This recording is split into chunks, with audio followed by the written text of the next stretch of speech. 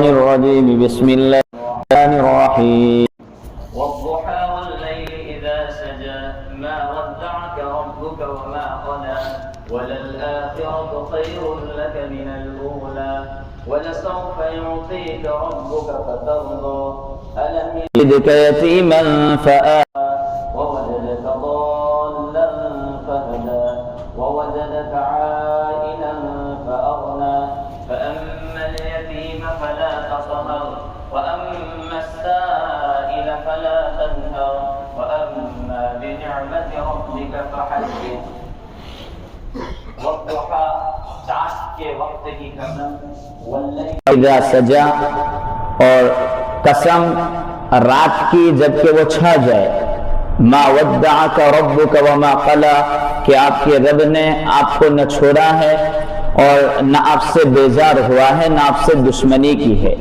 وَلَلْآخِرَةُ خَيْرٌ لَكَ مِنَ الْأُولَى اور البتہ آخرت یعنی پہلی والی بہتر ہے یہ دنیا سے یعنی آخرت دنیا سے بہتر ہے وَلَسَوْفَ يُعْطِيكَ رَبُّكَ فَتَرْضَى اور ضرور آپ کا رب آپ کو آگے دے گا اتنا کہ آپ راضی ہو جائیں گے أَلَمْ يَجِدْكَ يَتِيمًا فَآوَى کہ آپ کو اس نے یتیم نہیں پایا کہ پھر اس نے ٹھکانہ دیا اور آپ کو بے خبر پایا پھر اس نے راہ دکھائی اور آپ کو مفلس پایا پھر آپ کو غنی کر دیا اس لیے آپ کسی یتیم پر سختی نہ کیجیے کسی سوال کرنے والے کو نہ جھڑکیے اور البتہ آپ اپنے رب کی نعمت کو بیان کیجیے یہ قرآن کریم کی چھوٹی سی صورتیں جو عامتاً نمازوں میں پڑھی جاتی ہے ہمیں اکثر یاد بھی رہتی ہیں یہ صورتیں اور امام بھی اکثر ان صورتوں کو پڑھا کرتے ہیں یہ صورت جس کا سمجھنے سے پہلے اس کا بیک گراؤنڈ اس کا پس منظر اس کا شان نزول یہ صورت کون سے وقت میں کون سے ماحول میں کس حالت میں اتاری گئی اس کو سمجھ لیں تو یہ صورت اور یہ آیتیں سمجھنا آسان ہو جائے گا اصل میں اس کا بیک گراؤنڈ اور پس منظر یہ ہے کہ نبی پاک صلی اللہ تعالی علیہ وسلم کی یہ شہادت کی جو انگلی ہے اس انگلی پر آپ کو کچھ لگا زخمی ہو گئی جس سے حضرت نبی پاک صلی اللہ تعالی علیہ وسلم کی انگلی سے خون ٹپکنے لگا حضرت نبی پاک صلی اللہ تعالی علیہ وسلم نے اس وقت اپنی انگلی کو مخاطب کرتے ہوئے یوں کہا کہ تو ایک انگلی تو ہے اور تجھے خون نکلا ہے اور وہ بھی تو اللہ کے راستے میں اس میں کیا بات ہے یہ جملے رسول اکرم صلی اللہ تعالی علیہ وسلم نے ارشاد فرمائے اس کے بعد حضرت نبی پاک صلی اللہ تعالی علیہ وسلم پر یہ جو حالات چل رہے تھے ان حالات میں چند دنوں تک آپ کی وحی رک گئی کوئی فرشتہ وحی لے کر کے آیا نہیں آسمان سے کوئی وحی نہیں آئی تو ایک طرف تو یہ دنیاوی تکلیف دوسری طرف اللہ تبارک و تعالیٰ کی طرف سے وحی کا سلسلہ رکا ہوا ہے تو ایک ذہنی الجھن یہ دو چیزیں رسول اکرم صلی اللہ علیہ وسلم کی پیش ہوئی بعض روایتوں میں یہ بھی ہے کہ نبی پاک صلی اللہ تعالی علیہ وسلم کی تہجد کے لیے چند دن آنکھ نہیں کھلی 2-3 دن آنکھ کھلی نہیں یہ بات ہوئی تو کفار مکہ کے لوگ اور خاص کر اس میں ابو لہب کی بیوی ام جمیل یہ نبی پاک صلی اللہ تعالی علیہ وسلم کو طعنے دینے لگی برا بھلا کہنے لگی اور وہ یوں کہنے لگی کہ تیرے خدا نے تجھ کو چھوڑ دیا ہے کیا ہو گیا کہ اب آسمان سے جو تیرے پاس آتا تھا وہ آتا نہیں ہے تجھے زخم ہوا ہے تو پریشانی میں اور اضافہ ہو گیا نبی پاک صلی اللہ تعالی علیہ وسلم کی تو یہ جملے حضرت نے کہے اس کے بعد مکہ والوں کی طرف سے طعن و تشنیع برا بھلا کہنا، جب یہ ساری باتیں ہونے لگی تو اللہ تبارک و تعالی نے بطور تسلی کے لیے نبی پاک صلی اللہ تعالی علیہ وسلم کے پاس یہ سورت اتاری، حضرت جبرائیل علیہ السلام لے کر کے آئے۔ اب اس سورت میں حضرت نبی پاک صلی اللہ علیہ وسلم پر جو انعام ہوئے ہیں اس کا ذکر ہے۔ والضحیٰ، ضحیٰ کہتے ہیں چاشت کے وقت کو۔ اللہ تبارک و تعالیٰ چاشت کے وقت کی قسم کھا رہے ہیں۔ پہلے سمجھ لیں کہ اللہ تعالیٰ نے دوسری کوئی قسم کیوں نہیں کھائی اس صورت میں، چاشت کے وقت کی قسم کیوں کھائی؟ چاشت کے وقت میں چونکہ صبح میں سورج نکلتا ہے، کھل جاتا ہے، اور اس وقت میں 4 رکعتیں نماز پڑھنے کا سنت قرار دیا، نمازیں پڑھنے کو۔ اور اہل تجربہ نے یہ لکھا ہے کہ اگر کوئی بندہ چاش کے جس کو تنگ دستی کا خطرہ ہو، اس کو چاہیے کہ وہ چاش کی نماز کی پابندی کیا کرے۔ اور یہ بھی لکھا ہے کہ جس بندے کو قبر کے عذاب کا خطرہ ہو کہ قبر میں کیا ہوگا، اس کی روشنی کے لیے اس کو چاہیے کہ تہجد کی پابندی کیا کرے۔ تو یہ دو صورتیں، یہ دو چیزیں ہیں۔ تو والضحیٰ، یہ چاش کے وقت کی قسم کیوں کھائی؟ تو ایک روایت میں یہ ہے کہ حضرت موسیٰ علیہ السلام جس وقت فرعون کے دربار میں گئے تھے اور وہ باتیں ہوئی تھی، اور وہ ایک بات متعین ہوئی تھی میلے کے دن کی کہ جہاں پر جادوگر لوگ آئیں گے، حضرت موسیٰ علیہ السلام آئیں گے، اور اس وقت جادوگروں پر حضرت موسیٰ غالب آ گئے تھے، تو تمام جادوگروں نے یہ کلمہ پڑھ لیا تھا، حضرت موسیٰ کی نبوت پر ایمان لے آئے تھے، اللہ پر ایمان لے آئے تھے۔ حضرت موسیٰ غالب آئے تھے اور وہ لوگ مغلوب ہو گئے تھے کہ یہ وہ وقت ہے۔ دوسری بات یہ کہ حضرت موسیٰ علیہ السلام کے ساتھ اللہ تبارک و تعالیٰ نے بات جو کی وہ چاشت کے وقت میں کی، والضحیٰ، یہ چاشت کے وقت میں کی۔ تو علماء لکھتے ہیں کہ چاشت کی قسم کھانے سے مراد یہ وجہ ہے کہ جس طریقے پر حضرت موسیٰ علیہ السلام کی وجہ سے توحید غالب ہوا چاشت کے وقت میں، اور کفر ملیا میٹ ہو چکا، اسی طریقے پر اللہ تبارک و تعالی حضور کو تسلی دے رہے ہیں کہ کفر والے جتنے بول رہے ہیں وہ سارے کے سارے مغلوب ہو جائیں گے اور آپ کا اسلام پوری دنیا میں پھیل جائے گا۔ یہ والضحیٰ واللیل اذا سجى۔ ایک اور بات علماء نے لکھی ہے کہ والضحیٰ سے مراد حضرت نبی پاک صلی اللہ علیہ وسلم کا چہرہ انور ہے، اور واللیل سے مراد نبی پاک صلی اللہ تعالی علیہ وسلم کی کالی زلفیں ہیں، یہ مراد ہے۔ یہ دو چیزیں۔ دوسری بات یہ لکھی ہے کہ والضحیٰ سے مراد دین ہے، تو واللیل سے مراد رات ہے۔ یہ دو چیزوں کی قسم کھا کر کے بتلانا یہ ہے کہ جس طریقے سے دن لگاتار نہیں رہتا، رات آ جاتی ہے، اور رات کنٹینیو نہیں رہتی، رات ختم ہونے کے بعد دن آتا ہے، تو دونوں کا آنا جانا رہتا ہے۔ تو اے نبی، یہ لوگ آپ کے ساتھ رہتے ہیں، وہ کنٹینیو آپ کی تعریف کریں گے۔ ہو سکتا ہے کہ کبھی آپ کی برائی کریں، کبھی آپ کو تکلیف پہنچائیں، اور یہ چیزیں اوپر نیچے ہوتی رہے گی، تو آپ کو پریشان ہونے کی ضرورت نہیں ہے۔ والضحیٰ واللیل اذا سجى، جس طرح دن کے بعد رات آتی ہے اور رات کے بعد دن آتا ہے، اسی طرح آپ کی پریشانیوں کے بعد آسانیاں بھی آئے گی، اور آسانیوں کے بعد پریشانیاں بھی ہو سکتی ہیں۔ یہ بات کی وضاحت ہے۔ والضحیٰ واللیل اذا سجى، چاشت کے وقت کی قسم، اور واللیل اذا سجى، اور رات کی قسم جب کہ وہ چھا جائے پوری دنیا پر۔ یہ دو چیزوں کی قسم، ما ودعک ربک وما قلی۔ اور جو میں نے پس منظر بیان کیا تھا، بیک گراؤنڈ بیان کیا تھا کہ وہی آنا بند ہو گئی تھی، تو اب اس کا جواب ہے، کفار مکہ کہتے تھے کہ تیرے خدا نے تجھے چھوڑ دیا، تب اس کا جواب ہے ما ودعک ربک وما قلی، تیرے پروردگار نے تجھ کو چھوڑا نہیں ہے، تیرے رب نے تجھ کو چھوڑا نہیں ہے، کچھ مصلحتاً وہی کو روکا گیا تھا۔ ما ودعک ربک وما قلی، ورنہ وہی تو آپ کے اوپر آتی رہے گی۔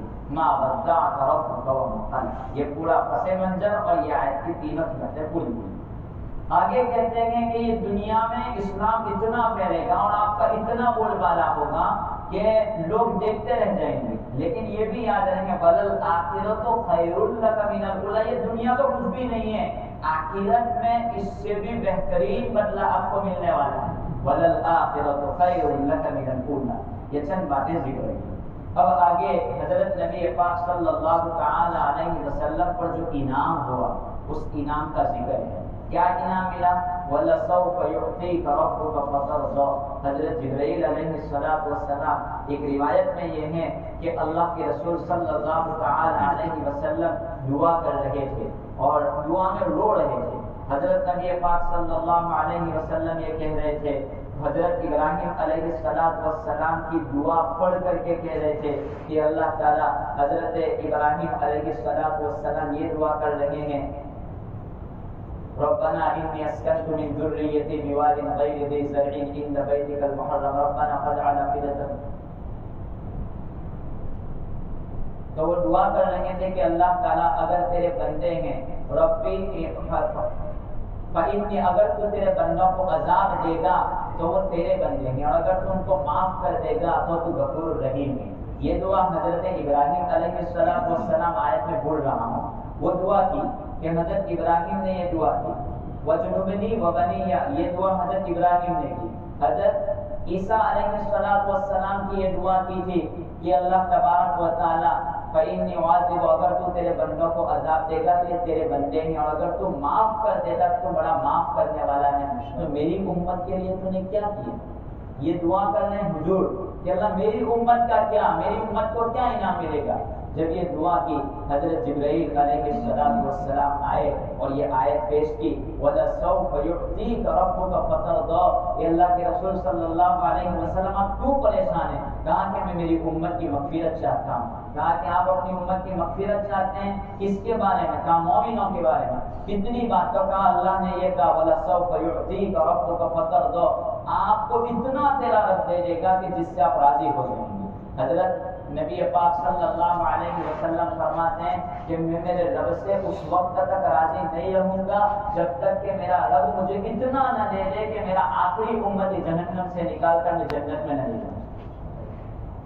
اللہ تبارک و تعالیٰ نے رسول اکرم صلی اللہ علیہ وسلم کو اتنا نوازا۔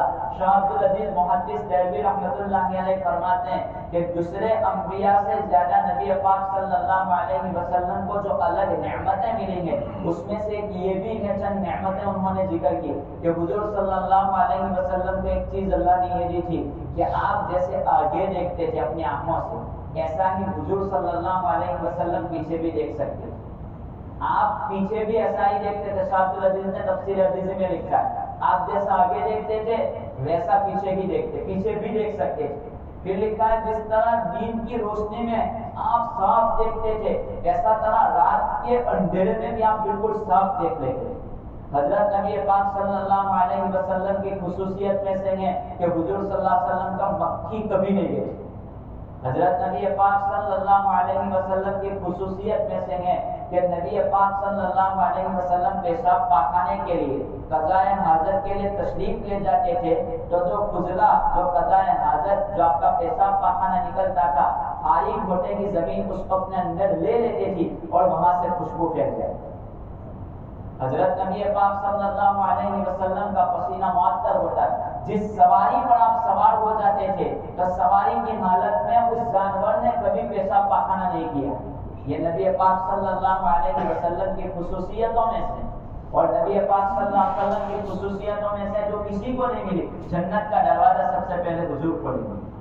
حضور کی خصوصیتوں میں سے یہ ہے کہ ان کی امت پہلے جنت میں جائے گی انشاءاللہ، اللہ تعالیٰ ہم سب کو لے جائے۔ یہ نبی پاک صلی اللہ علیہ وسلم کی خصوصیتوں میں سے یہ ساری چیزیں، اور حضرت کی خصوصیتوں میں سے کہ جب سور پھونکا جائے گا تو سب سے پہلے دوسری مرتبہ سور پھونکا ہو جائے گا تو پہلے حضور کھڑے ہو جائیں گے۔ حضور کی خصوصیتوں میں سے یہ ہے کہ جب اللہ تعالیٰ نے عالم ارواح میں جہاں تمام روحوں کو جمع کیا گیا تھا وہاں پر جو وعدہ لیا گیا الست بربکم کا سب سے پہلا جواب حضور نے دیا تھا اور بلا، یہ جواب حضور نے سب سے پہلے دیا تھا۔ یہ حضرت نبی پاک صلی اللہ تعالی علیہ وسلم کی خصوصیت ہے۔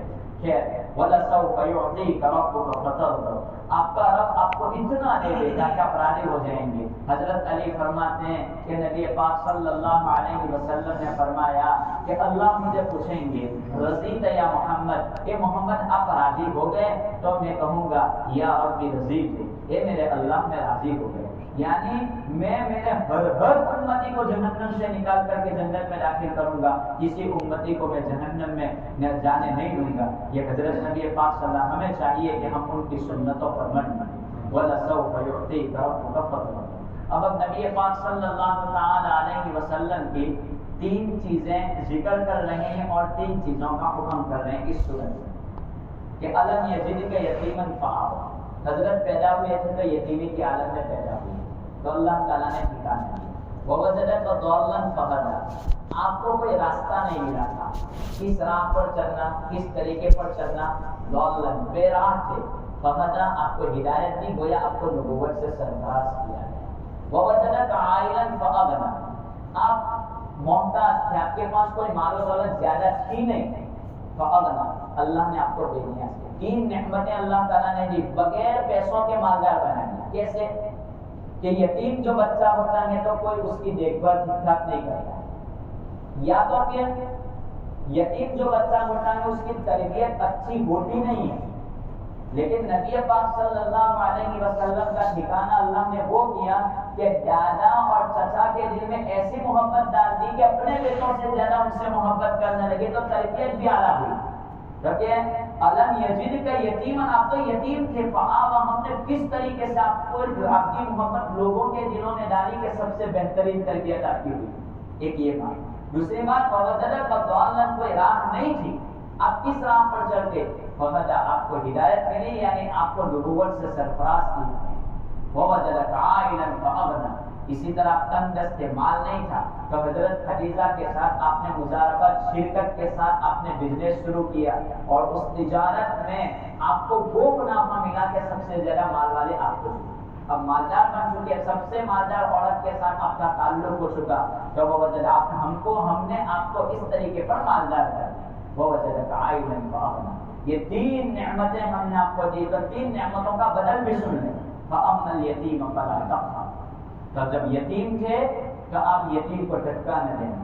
یہ امت کو خطاب ہے کہ علماء نے لکھا ہے کہ نبی پاک صلی اللہ تعالی علیہ وسلم کو یتیم کیوں پیدا کیا ہے؟ حضرت نبی پاک صلی اللہ علیہ وسلم کو یتیم پیدا کرنے کی وجہ کیا ہے؟ حالانکہ دونوں جہاں کے سردار ہیں حضرت نبی پاک صلی اللہ تعالی علیہ وسلم، اس کے باوجود نبی پاک صلی اللہ علیہ وسلم کو یتیم دنیا میں لایا گیا، اور یتیم لانے کے بعد ماں کا سہارا بھی 6 سال میں اٹھ گیا۔ آخر یہ وجہ کیا تھی حضرت نبی پاک صلی اللہ علیہ وسلم کو یتیم پیدا کرنے؟ علماء نے لکھا ہے کہ یتیم کے ساتھ لوگ اچھی طرح دیکھ بھال نہیں کرتے، یتیم کو لوگ دھکے دے دیتے، اور حضرت نبی پاک صلی اللہ علیہ وسلم کو یتیم پیدا کرنے کی ایک وجہ یہ تھی کہ قیامت تک کے لیے لوگوں کو سبق ملی کہ یتیم کے سر پر ہاتھ رکھا جائے۔ دوسری وجہ یہ لکھی گئی کہ عامتاً جو یتیم بچہ ہوتا ہے اس کی دیکھ بھال اچھی طرح نہیں ہوتی ہے، لیکن نبی دنیا میں آئے تو لوگ یوں نہ کہیں کہ اس کے ماں باپ نے اس کی تربیت بہت اچھی کی ہے، تو ماں باپ ہی نہ رہیں تو یہ تعلق سیدھا اللہ کی طرف چلا جائے کہ ماں باپ نہیں، اس کا تعلق اللہ سے ہے، اور اللہ تبارک و تعالیٰ نے بہترین کفالت نبی پاک صلی اللہ علیہ وسلم کی تو جو نبی بنتا ہے اس کی تربیت سیدھے آسمان سے ہوتی ہے اللہ تبارک و تعالیٰ کی طرف، اس وجہ سے آپ کو یتیم پیدا کیا ہے۔ فَأَمَّا الْيَتِيمَ فَلَا تَقْهَرْ، یتیم کو دھکے نہ دیا کرو۔ کسی نے حدیثوں میں آتا ہے کہ یتیم جو بچہ ہوتا ہے تو یتیم کے سر پر ہاتھ پھیرا جاتا ہے، یتیم کے سر پر ہاتھ پھیرنے والے کا دل نرم ہو جائے، اس کے دل میں سختی باقی نہیں ہوگی۔ جس کے دل میں سختی ہو، غصہ زیادہ آتا ہو یا وہ تکبر میں مبتلا ہو، اس کو چاہیے کہ یتیم کے سر پر ہاتھ پھیرا، اس لیے کہ یتیم کے سر پر ہاتھ پھیرنے والا کہ اس کے ہاتھ کے نیچے جتنے بال آتے ہیں اس کی نیکیاں لکھی جائے۔ کسی آدمی کے شرابی کے بارے میں لکھا ہے، حضرت تھانوی نے اس بات کو نقل کیا ہے کہ ایک آدمی رات کو روزانہ شراب پیا کرتا تھا اور لڑکیوں کے ساتھ غلط ناجائز تعلقات میں رات بھر مبتلا رہتا تھا۔ اس بندے کا انتقال ہوا تو انتقال کے بعد کسی نے خواب میں دیکھا کہ وہ جنت میں ٹہل رہا ہے اور ایک خوبصورت لڑکی ہے وہ لڑکیاں اس کے ساتھ کھیل رہی ہے تو اس کی بیوی سے جا کر کے پوچھا کہ آخر یہ تو شرابی تھا، جنت میں ٹہل رہا ہے، لڑکیاں اس کے ساتھ کھیل رہی، آخر وجہ کیا ہے؟ کہا کہ اگرچہ میرا کوئی اعمال تو یاد نہیں پڑتا، وہ تو رات بھر شراب پیتا رہتا تھا، لیکن کہا کہ کوئی نہ کوئی عمل تو اس کا ہے۔ کہا کہ اس بندے کا عمل یہ ہے کہ وہ اگرچہ رات بھر شراب میں مبتلا رہتا تھا، لیکن تہجد کے وقت میں صبح سے پہلے وہ غسل کر لیتا اور اپنے رب سے کہتا ساری دنیا اللہ مجھے گنہگار کہتی ہے، تو میرا رب ہے، تو مجھے معاف کر دے، روزانہ رات کو توبہ کیا کرتا ہے۔ اور دوسری بات اس کی یہ تھی کہ وہ جس گھر میں یتیم بچی کوئی ہو جاتی تو اس بچی کو وہ اپنے گھر پر اٹھا لاتا اور اس کی تربیت کرتا، جب شادی کے قابل ہو جاتی تو اس بچی کا وہ نکاح کروا دیتا۔ اس طریقے سے پوری زندگی اس نے کام کیا، کوئی نہ کوئی یتیم بچے اپنے گھر میں لے آتا۔ اللہ تبارک و تعالیٰ نے اس کے سینے میں اس کی مغفرت کر دی۔ یہ چیز ہے، آدمی کو استغفار کرتے رہنا چاہیے اپنے پروردگار سے۔ فَأَمَّا الْيَتِيمَ فَلَا تَقْهَرْ وَأَمَّا السَّائِلَ فَلَا تَنْهَرْ۔ سائل کو ڈھکے نہ دے، مانگنے والے کو ڈھکے نہ دے۔ یہ مانگنے والوں سے مراد وہ مانگنے والے جو پیشہ اور دھندا نہ بنائے۔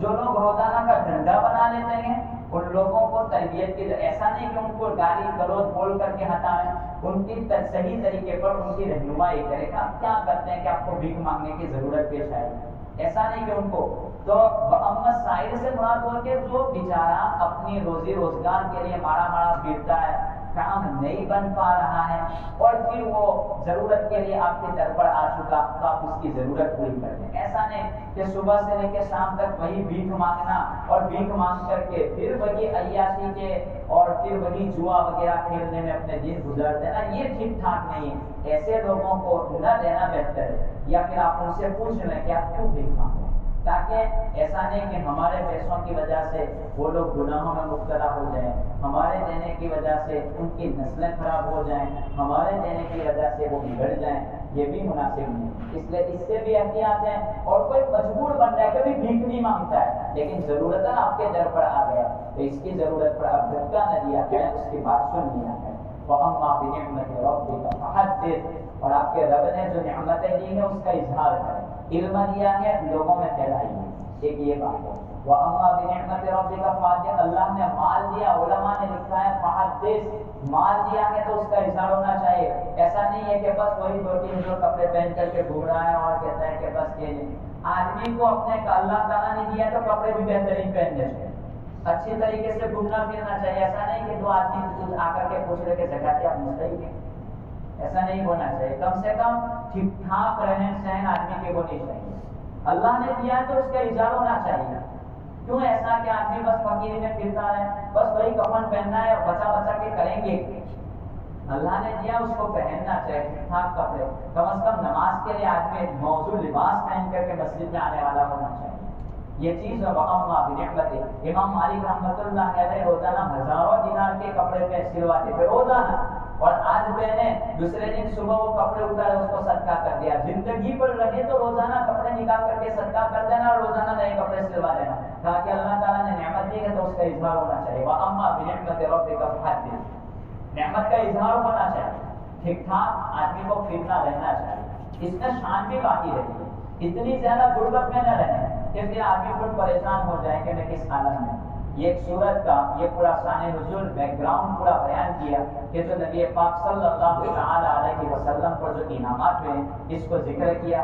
آگے کی ایک سورت ہے اس کو بھی میں مختصر ذکر کر دیتا ہوں، الم نشرح لک صدرک، یہ ایک سورت ہے، ورفعنا لک ذکرک۔ یہ سورت کا شان نزول یہ ہے، اس سورت کا بیک گراؤنڈ یہ ہے، پس منظر یہ ہے کہ نبی پاک صلی اللہ تعالی علیہ وسلم اللہ تبارک و تعالیٰ سے دعا کریں کہ اللہ تعالیٰ تو نے ابراہیم علیہ السلام کو خلیل بنا دیا، تو نے موسیٰ علیہ السلام کو کلیم بنا دیا، اور تو نے داؤد علیہ السلام کے ہاتھ میں لوہا نرم کر دیا، تو نے نوح علیہ السلام کو کشتی سے نجات دی، تو نے عیسیٰ کو آسمان پہ اٹھا لیا، تو تو نے میرے لیے کیا انتظام کیا، مجھے کیا دیا، میرا تو کوئی انعام دکھتا ہی نہیں ہے۔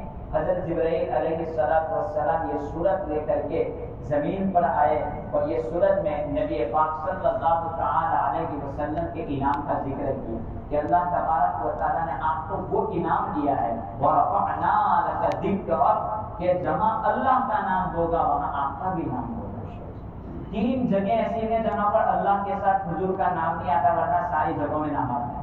3 جگہ ایسی ہیں جہاں پر اللہ تبارک و تعالیٰ کے ساتھ حضور صلی اللہ علیہ وسلم کا نام نہیں لیا گیا، 3 جگہ، اور وہ بھی اس لیے کہ توحید کو برقرار رکھنا ہے۔ کون سی 3 جگہ؟ ایک جگہ تو اذان کے اخیر میں لا الہ الا اللہ، آخری جملہ یہی ہے، وہاں محمد رسول اللہ نہیں ہے، اسی پر اذان کا اختتام ہوتا ہے، اللہ کے علاوہ کوئی معبود نہیں۔ ایک یہ چیز۔ دوسرے نمبر پر چھینک آتی ہے اس وقت بھی الحمدللہ، وہاں پر حضور کا ذکر نہیں ہے۔ کسی کو یہ پتا کہ حضور اللہ کے ساتھ حضور ہر معاملے میں شریک ہے، علی کو دیا گیا۔ تیسری چیز، ذبح کرتے وقت حضور کا نام نہیں ہے، جانور کو ذبح کیا جائے گا اس وقت بھی اللہ کا صرف نام لیا جائے گا، نبی کا نام بھی نہیں لیا جائے گا، اس لیے کہ وہ خالص اللہ کے لیے ہوتا ہے، اس میں کوئی کسی کا شریک نہیں ہوتا۔ یہ ایسی چیزیں تھی جس میں شرکت لازم آ سکتی تھی، وہاں پر منع کر دی، اب یہاں پر اللہ کا صرف ورفعنا لک ذکرک۔ ایک روایت میں یہ ہے کہ حضرت نبی پاک صلی اللہ علیہ وسلم نے جب سوال کیا تو کہا کہ تو نے ابراہیم کو خلیل اللہ بنایا، تو علماء نے لکھا ہے کہ اللہ تبارک و تعالیٰ نے کہا کہ مجھے کیا دیا، تو کہا کہ میں نے آپ کو حبیب اللہ بنایا۔ اب سوال ہے کہ خلیل اللہ حبیب اللہ میں فرق کیا ہے؟ حبیب اللہ کس کو کہتے ہیں، خلیل اللہ کس کو کہتے ہیں؟ کیونکہ خلیل اللہ اس کو کہتے ہیں جو اللہ سے محبت کرے، اور حبیب اللہ اس کو کہتے ہیں جس سے اللہ محبت کرے۔ اللہ تبارک و تعالیٰ نے یہ انعام دیا ہے کہ اللہ تبارک و تعالیٰ محمد میں تجھ سے راضی ہوں، حبیب اللہ اس کو کہتے ہیں جس سے اللہ راضی ہو جائے۔ ابراہیم علیہ السلام نے تو یہ کہا تھا کہ اللہ تو مجھ سے راضی ہو جا، تو مجھ سے راضی ہو جا۔ امتحانات میں چلتے رہے، پھر آخر میں کہا واتخذ اللہ ابراہیم خلیل، اللہ نے کہا کہ خلیل بنا دیا۔ تو نے اتنے امتحان میں تو کامیاب ہوا کہ تو خلیل بن چکا، تو پھر حضرت نبی پاک صلی اللہ علیہ وسلم کے سلسلے میں آیا کہ تو حبیب اللہ ہے کہ اللہ تجھ سے محبت کرتا ہے۔ اللہ تبارک و تعالیٰ اس لاڈلے سے محبت کی توفیق عطا فرمائے۔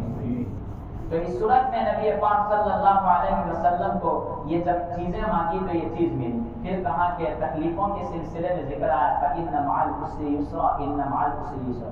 یہ دنیا کا اصول بتلا دیا قرآن میں کہ جہاں تکلیف آئے گی وہاں آسانی ہوگی، جہاں آسانی ہوگی اس کے بعد کچھ نہ کچھ تکلیف ہوگی، اور جہاں تکلیف ہوگی وہاں آسانی آ کر کے رہے گی۔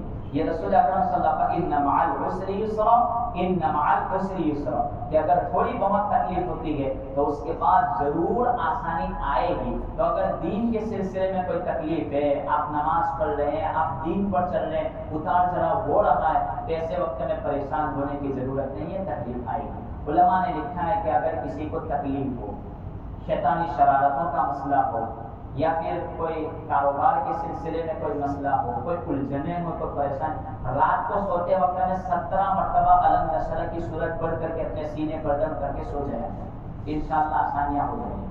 اگر کوئی تکلیف ہے، پریشان ہے، سینہ پھلتا نہیں، کیونکہ اس صورت میں یہی بیان الم نشرح لک صدرک، ہم نے آپ کے سینے کو نہیں کھول دیا، سینے کو کھولنے سے مراد ہم نے وحی کے لیے آپ کے سینے کو پاک نہیں کر دیا، ورفعنا لک ذکرک، اور وحی کے بوجھ سے آپ کی کمر جو بھاری ہو چکی تھی، انقض وہ آپ کی پشت سے ہم نے بوجھ کو ہلکا کر دیا۔ یہ چیز ہے۔ تو اگر کوئی اسی طریقے سے اگر آپ کو کسی جگہ پر لیکچر دینا ہے، یا کسی مجمع میں آپ کو بولنا ہے، یا کسی بادشاہ کے سامنے آپ کو بات کرنی ہے، بڑے آدمی کے سامنے آپ کی بولنے کے لیے زبان نہیں کھلتی، تو ایسے وقت میں الم نشرح کی صورت پڑھ کر کے اپنے سینے پر دم کر دیں، انشاءاللہ آپ کا سینہ کھل جائے گا۔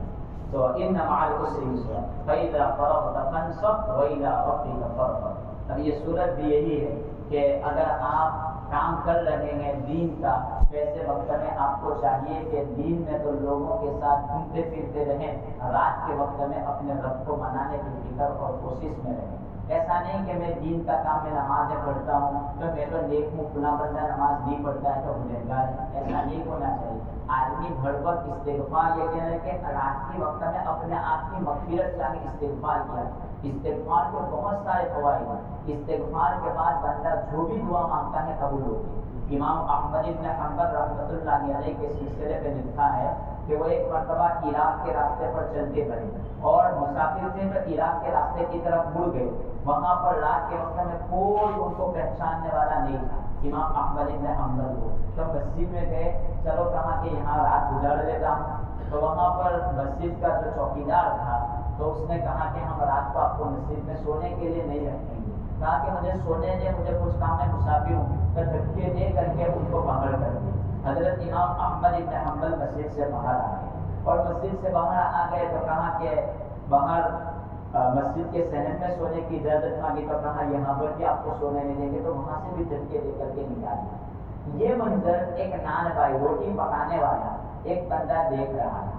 تو اس نے دیکھا کہ ایک بڑے آدمی کو مسجد سے دھکے دے کر کے باہر کیا جا رہا ہے, چلو اس کو پکڑ کر کے لاتے ہیں. تو اس کے پاس گئے, اس کو حضرت امام احمد بن حنبل کو کہا چلو بڑے میاں میرے یہاں چلو, آج کی رات آپ میرے گھر نکال دو, میرے گھر پہ سونے کا انتظام ہو جائے گا, کھانے پینے کا نظم بھی آپ کا ہو جائے گا. تو امام احمد بن حنبل رحمۃ اللہ علیہ کو وہ نانبائی اور روٹی پکانے والا اپنے گھر پر لے گیا اور اپنے گھر پر رات گزاری. صبح کے وقت میں اٹھے تو وہ تو اپنی روٹیاں پکانے میں مشغول تھا, اس کا دھندا تھا, بیچنے کا تجارت چل رہی تھی. اس سلسلے میں وہ ہمیشہ اس پر ہونٹ ہلتے رہتے تھے.